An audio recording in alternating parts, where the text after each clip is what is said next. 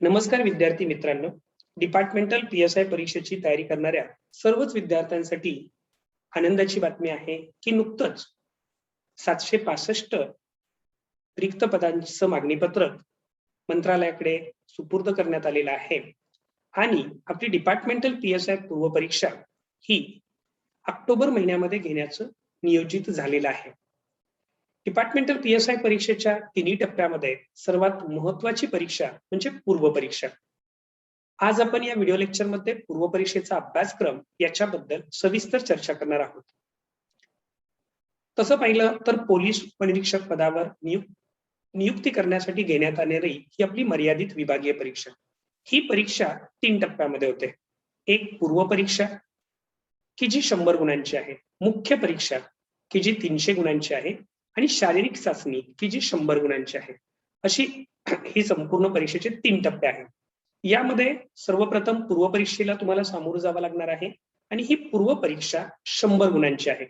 या 100 गुणांच्या मध्ये मराठी व्याकरण या घटकासाठी 25 गुण आहेत, इंग्रजी व्याकरण या घटकासाठी 25 गुण आहेत आणि सामान्य अध्ययन या घटकासाठी 50 गुण आहेत. यामध्ये अर्थातच या परीक्षेसाठी प्रविष्ट होणारे विद्यार्थी 12वी उत्तीर्ण जरी असले किंवा पदवीधर उत्तीर्ण जरी असले तरी प्रश्नांचा दर्जा हा शालांत परीक्षेचा म्हणजे अर्थात 10वी पर्यंतच्या दर्जा असं आयोगाने निश्चित केलेला आहे. यामध्ये कालावधी जो आहे 100 गुणांसाठी म्हणजे 100 प्रश्नांसाठी 1 तास म्हणजे 100 प्रश्न आणि तुमच्यासाठी 60 मिनिट आहेत. म्हणजे अगदी एका प्रश्नाला एक साधारणपणे अर्धा मिनिट किंवा त्याच्यापेक्षा सुद्धा कमी कालावधी आपल्याला उपलब्ध होतो. त्यानंतर हे जे प्रश्न आहेत हे वस्तुनिष्ठ बहुपर्यायी म्हणजे थोडक्यात MCQ टाईपचे जे प्रश्न आहेत ते प्रश्न या परीक्षेला विचारले जातात. याचा जो अभ्यासक्रम आहे मराठी विषयाचा की ज्याला 25 गुण आहेत. यामध्ये पहिला घटक आहे सर्वसामान्य शब्दसंग्रह. सर्वसामान्य शब्दसंग्रह या घटकामध्ये शब्दसंग्रहाशी संबंधीच्या सर्व संकल्पना आहेत की ज्यामध्ये समानार्थी शब्द, विरुद्धार्थी शब्द,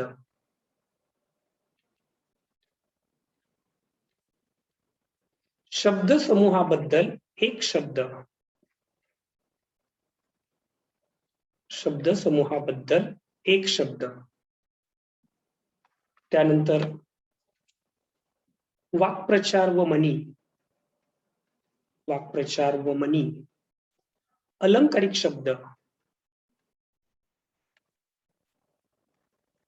अलंकारिक शब्द, एकाच शब्दाचे अनेक अर्थ असणारे शब्द, एकाच शब्दाचे अनेक अर्थ असणारे शब्द किंवा अनेक अर्थाचा एकच शब्द, अनेक अर्थाचा एक शब्द यासारख्या घटकावर शब्दसंग्रहामध्ये तुम्हाला प्रश्न विचारले जातात. दुसरा घटक आहे वाक्यरचना. या घटकामध्ये वाक्य म्हणजे काय, ती संकल्पना, वाक्यांचे प्रकार, अर्थात वाक्यांचे अर्थाहून होणारे जे प्रकार आहेत, अर्थानुसार होणारे प्रकार स्वार्थी वाक्य, अर्थाहून होणारे जे प्रकार आहेत होकारार्थी वाक्य, नकारार्थी वाक्य, प्रश्नार्थी वाक्य, उद्गारार्थी वाक्य यासारखे वाक्यांचे प्रकार. त्याचबरोबर क्रियापदाच्या अर्थावर होणारे स्वार्थी वाक्य, विद्यार्थी वाक्य, आज्ञार्थी वाक्य, संकेतार्थी वाक्य आणि रचनेवरून होणारे प्रकार केवल प्रयोगी वाक्य, संयुक्त वाक्य, मिश्र वाक्य या घटकावर प्रश्न विचारले जातात. त्याच्यानंतर पुढे यामध्ये वाक्य रूपांतर, वाक्य रूपांतर म्हणजेच मूळ वाक्याच्या अर्थाला बाधा न आणता रचनेत केलेला बदल या घटकावर प्रश्न विचारले जातात.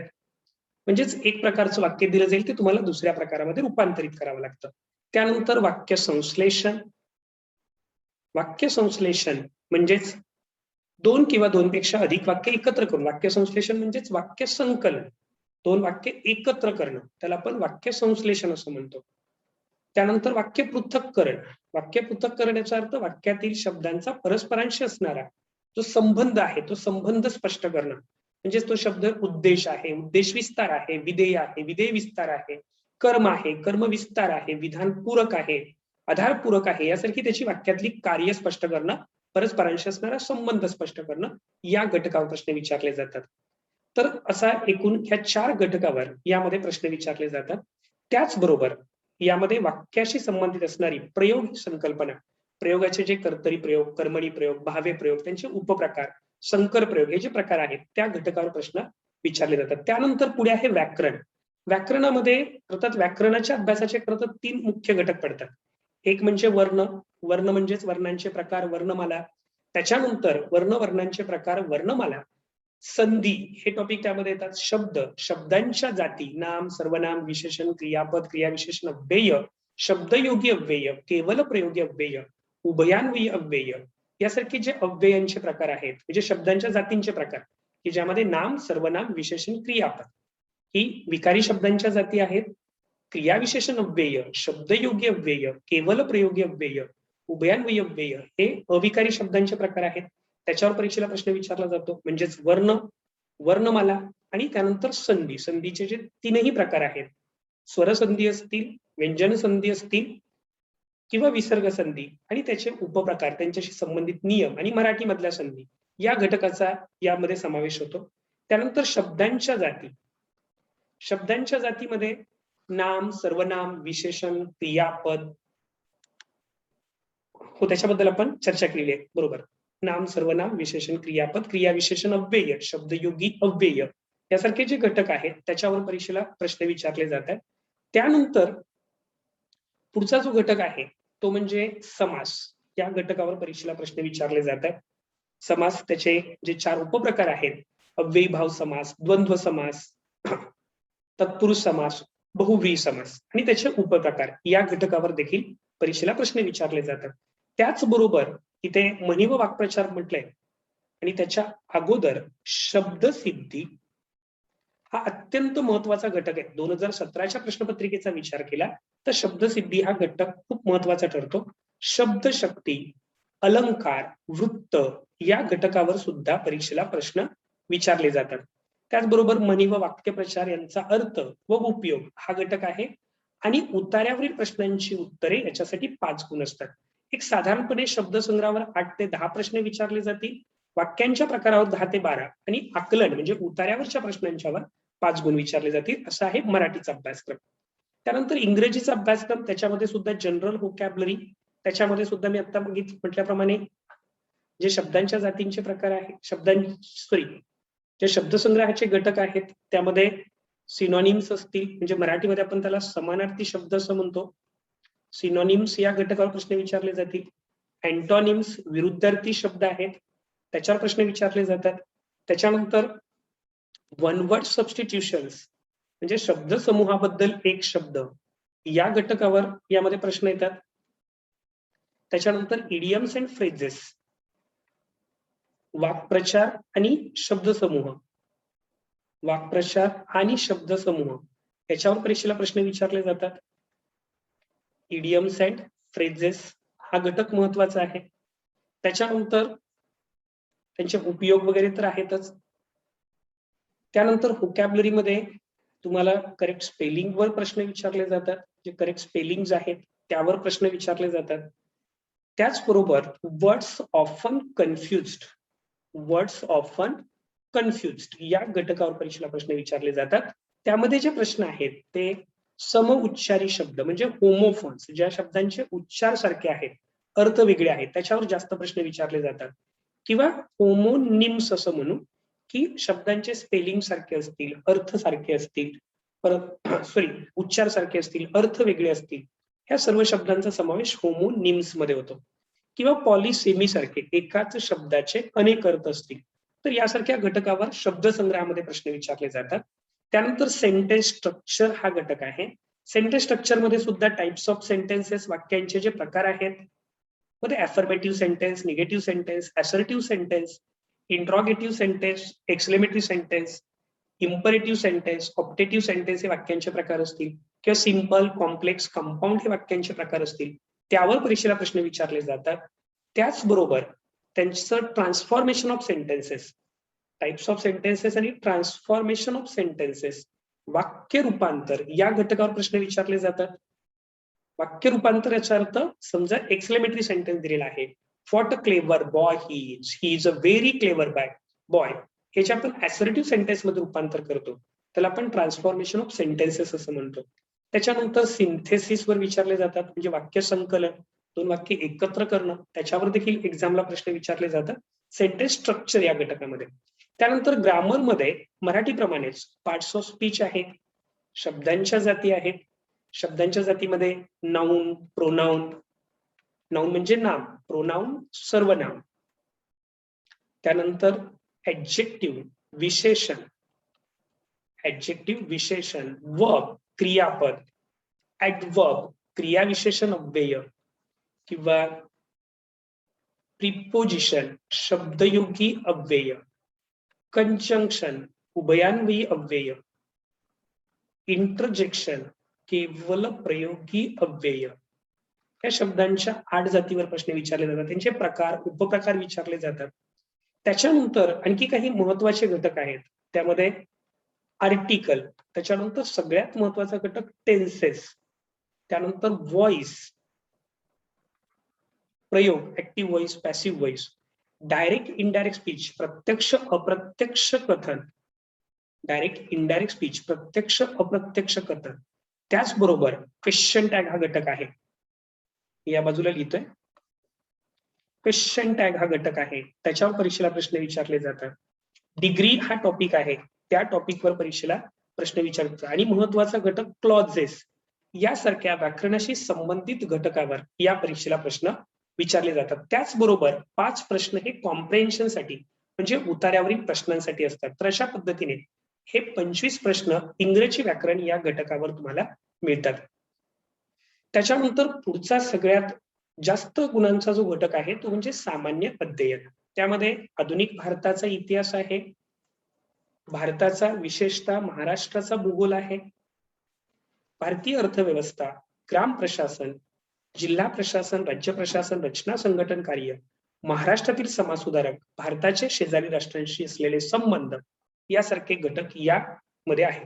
त्यामध्ये आधुनिक भारताचा इतिहास म्हणजे साधारणपणे 1857 ते 1947 ह्याला आपण आधुनिक भारताचा इतिहास म्हणतो. पण काही वेळेला 1857च्या अगोदर जो पहिला कालखंड ब्रिटिशांचा साधारणपणे आपण 1600 साली ईस्ट इंडिया कंपनीची स्थापना झाल्यानंतर ते अगदी 1757 ते 1857चा कालखंड असेल. त्याच्यानंतर 1857 नंतर अगदी 1947 पर्यंत ज्या इतिहासामधल्या काही घटना आहेत महत्वाच्या त्यावर प्रश्न विचारले जातात. आधुनिक विशेषतः महाराष्ट्राचा भूगोल, याच्यामध्ये महाराष्ट्राचा भूगोल ही वाक्यरचना खूप महत्वाची आहे, कारण याच्यामधले जास्तीत जास्त प्रश्न हे महाराष्ट्राच्या भूगोलावर विचारले जातात. एकाच दुसरा प्रश्न हा भारतावर विचारला जातो. त्यानंतर पुढचा अभ्यासक्रम आहे भारतीय अर्थव्यवस्था. अर्थात भारतीय अर्थव्यवस्था या घटकामध्ये बरेच उपघटक समाविष्ट आहेत. म्हणजे भारतीय अर्थव्यवस्था असेल, मग भारतीय अर्थव्यवस्थेचे प्रकार असतील, भारतीय अर्थव्यवस्थेसमोरील आव्हाने असतील, आणि मग भारतीय अर्थव्यवस्थेसमोरील आव्हाने म्हटलं की मग त्याच्यामध्ये अर्थात दारिद्र्य असेल, बेरोजगारी असेल, यासारख्या ज्या अनेक समस्या आहेत भारतीय अर्थव्यवस्थेसमोरच्या ते टॉपिक त्यामध्ये येतात. त्याच्यानंतर अर्थातच भारताचं जे परराष्ट्र धोरण किंवा आपण काय म्हणून नवीन सगळ्यात महत्वाचं म्हणजे की यामध्ये आयात निर्यात वगैरे सारख्या संकल्पना आहेत. भारताची आयात निर्यात म्हणजे परकीय व्यापार जो असेल भारताचा त्यावर प्रश्न विचारले जातात. बँकिंग हा जो घटक आहे हा अतिशय महत्वाचा आहे. नियोजन या घटकावर परीक्षेला प्रश्न विचारले जातात, जे आर्थिक नियोजन वगैरे आहे. पंचवार्षिक योजना आहेत आणि साधारणपणे 1991 नंतरच्या बँकिंग सेक्टर असेल, नियोजन असेल, या घटकावर तुलनेने जास्त प्रश्न विचारले जातात. आयात निर्यात असेल, हे घटक भारतीय अर्थव्यवस्थेमध्ये येतात. त्याचबरोबर म्हणजे जे भारतीय अर्थव्यवस्थेच्या वैशिष्ट्याशी संबंधित सगळे घटक आहेत हे सगळे घटक यामध्ये येतात.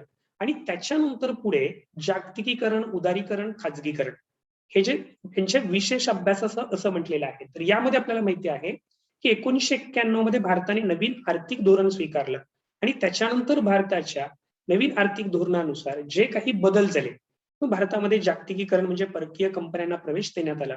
उदारीकरण त्यांच्यासाठी भारताचे जी प्रवेशद्वार आहेत किंवा भारतामध्ये व्यापार करणं, व्यवसाय करणं याच्यासाठी जे नियमांचं शिथिलीकरण झालं. खाजगीकरण, बऱ्याच ज्या खाजगीकरण ही जी संकल्पना आहे यामध्ये बऱ्याच संस्थांचं खाजगीकरण, त्या खाजगी मालकीच्या करण्यात आल्या वगैरे यासारख्या ज्या संकल्पना आहेत त्यावर आधारित प्रश्न विचारले जातात. पुढचा घटक आहे ग्राम प्रशासन. ग्राम प्रशासन म्हणजे थोडक्यात त्यामध्ये काय असणार आहे, तर ग्राम प्रशासन म्हणजे ग्रामपंचायत असेल, ग्रामसेवक असेल, गावातल्या ग्रामसभा हा घटक महत्वाचा आहे. ग्रामसभा, ग्रामपंचायत, ग्रामसेवक यासारखे घटक येतील.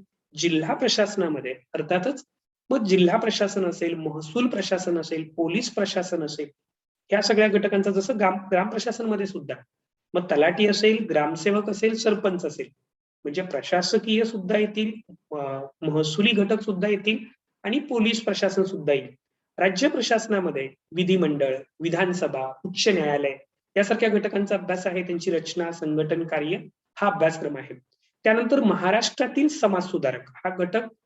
महाराष्ट्रातले जे समाज सुधारक आहेत, एक साधारणपणे आपण असा विचार करू शकतो की महाराष्ट्रातल्या समाज सुधारकांचा अभ्यास सुरू केला तर 1857 पासून आपण जे समाज सुधारक आहेत त्यांचा अभ्यास करतो अगदी 1947 का अगदी आधुनिक काळापर्यंत.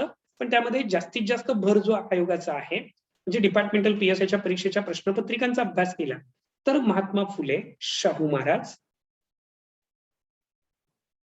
डॉक्टर बाबासाहेब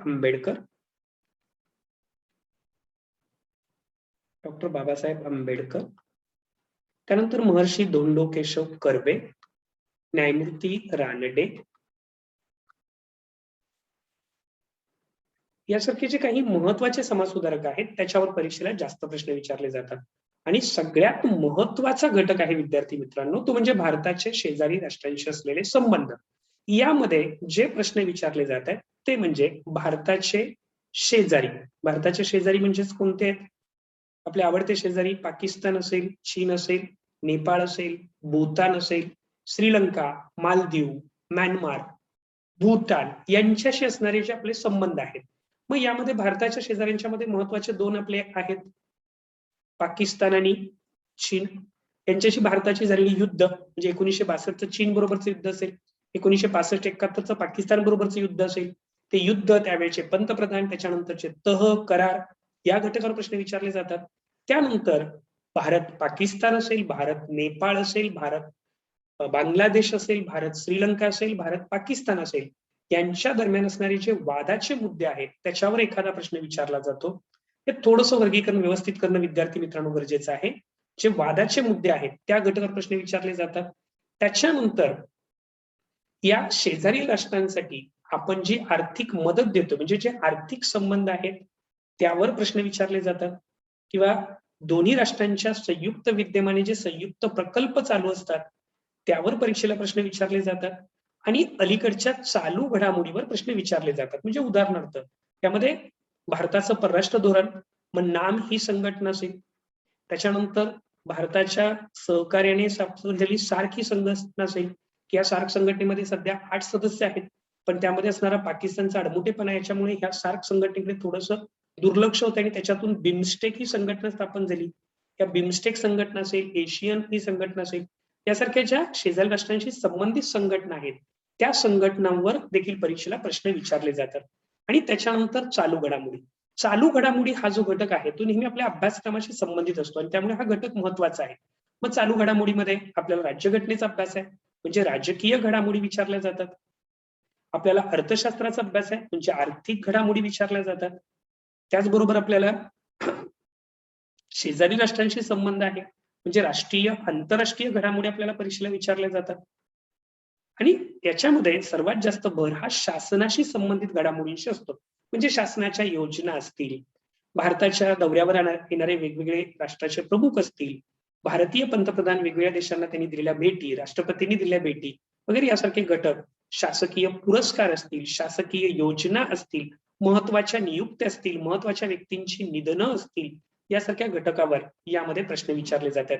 तर अशा पद्धतीने हा एक साधारणपणे तुम्हाला शालेय स्तरावर तुम्ही अभ्यासलेला असा हा अभ्यास घटक आहे आणि याला एकूण 50 गुण आहेत. 50 प्रश्न या घटकावर विचारले जातात. तर अशा पद्धतीने हा डिपार्टमेंटल पीएसआय पूर्व परीक्षेचा अभ्यासक्रम आहे. पुढील व्हिडिओ लेक्चरमध्ये आपण डिपार्टमेंटल पीएसआय पूर्व परीक्षेच्या अभ्यासाचं नियोजन आणि संदर्भ पुस्तके यांच्याबद्दल सविस्तर चर्चा करणार आहोत. सर्व विद्यार्थी मित्रांना ओंकारकर अकॅडमीच्या वतीने येणाऱ्या परीक्षेसाठी हार्दिक शुभेच्छा.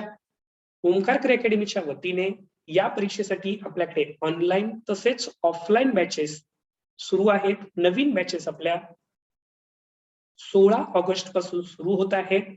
ऑनलाईन आणि ऑफलाईन या दोन्ही स्वरूपामध्ये सुरू होत आहे. त्याचबरोबर डिपार्टमेंटल PSI परीक्षेची तयारी करणाऱ्या विद्यार्थ्यांसाठी ओंकारकर अकॅडमीच्या वतीने टेस्ट सिरीज आयोजित केली जात आहे. टेस्ट सिरीजचं सुद्धा आयोजन केलं जाणार आहे. आणि त्याचबरोबर तुम्हाला ज्या या परीक्षेसाठी अद्ययावत नोट्स हव्या असतील त्या नोट्सचं सुद्धा आयोजन केलं जाणार आहे. तरी सर्व विद्यार्थी मित्रांना या परीक्षेसाठी हार्दिक शुभेच्छा. धन्यवाद.